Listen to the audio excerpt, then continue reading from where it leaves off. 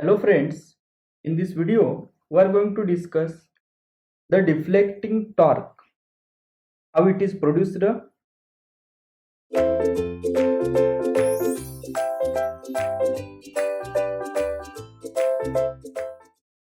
So deflecting torque is required to deflect the pointer from its initial position. Okay. Next, deflecting torque can be produced by using the following ways. Deflecting torque can be produced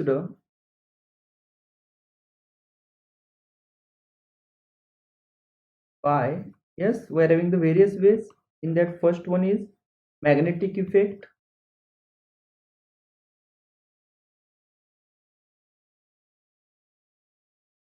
Second one is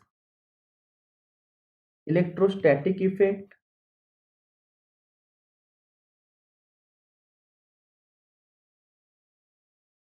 Third one is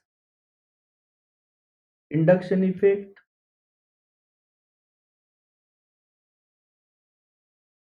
Fourth, we can use thermal effect.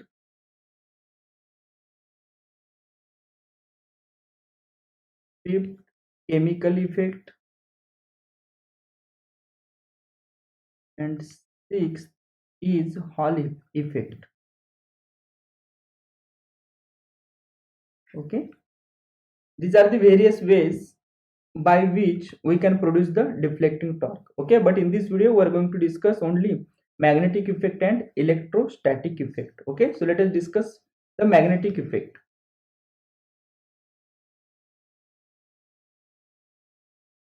As we know, when the current carrying conductor is placed in a magnetic field, it will experience a force. Okay, and with the help of this principle, okay, we are making the arrangement in a meter in such a way that, yes, we'll be having the magnetic field.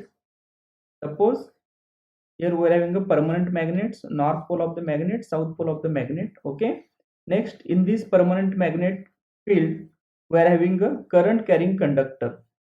Suppose here we are having a coil or the former.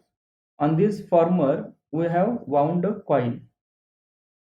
Okay, like this, and the quantity to be measured, that quantity we are going to apply to this coil. Okay, means the current will be flowing through this coil. Okay, so here, as we know, between north pole and south pole we will be having the magnetic lines of force, which always starts at the north pole and moves towards the south pole. Okay, so here we will be having the direction of the magnetic lines of force. Okay, next, so in that field we have placed a coil which is carrying a current. So when a current carrying conductor is placed in a magnetic field, it will experience a force, and due to this force, yes, this coil or the former starts rotating.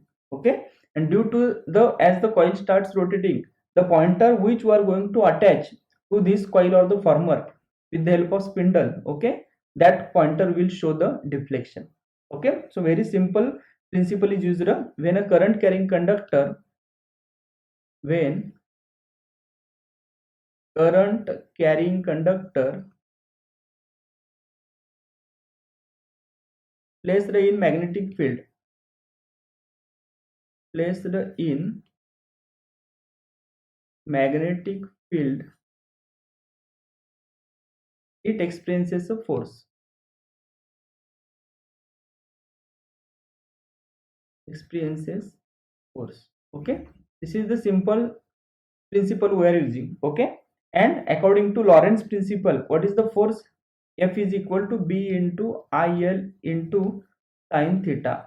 BIL sin theta, where F is the force experienced by the coil, B is the magnetic field density or the magnetic flux density. Next, I is the current flowing through the coil, L is the effective length of the coil, and theta is the angle between magnetic field and the current which is flowing through the coil. Okay, and accordingly the force is produced. Okay, and that force is nothing but the torque. Okay, and this will cause the deflection of the pointer. Okay, This is about the magnetic effect. Next, we are going to discuss the electrostatic effect. Second one is electrostatic effect.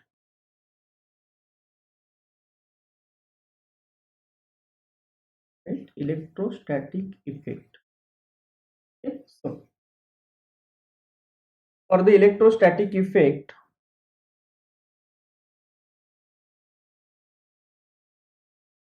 yes, here we are having the two parallel plates. Out of that, one is fixed and second one is the movable plate.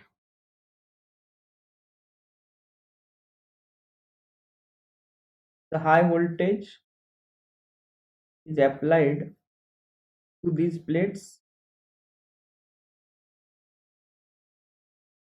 Heavy voltage or high voltage, you can say. This is a fixed plate.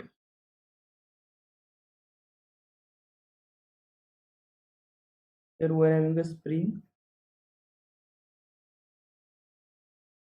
It is fixed at one side, and suppose the pointer is connected to this movable plate.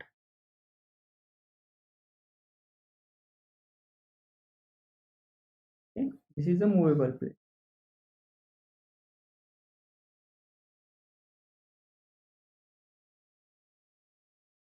Okay, so this type of arrangement we are having, right? So here we are having the parallel plates. Across the parallel plate, the high voltage is maintained or applied.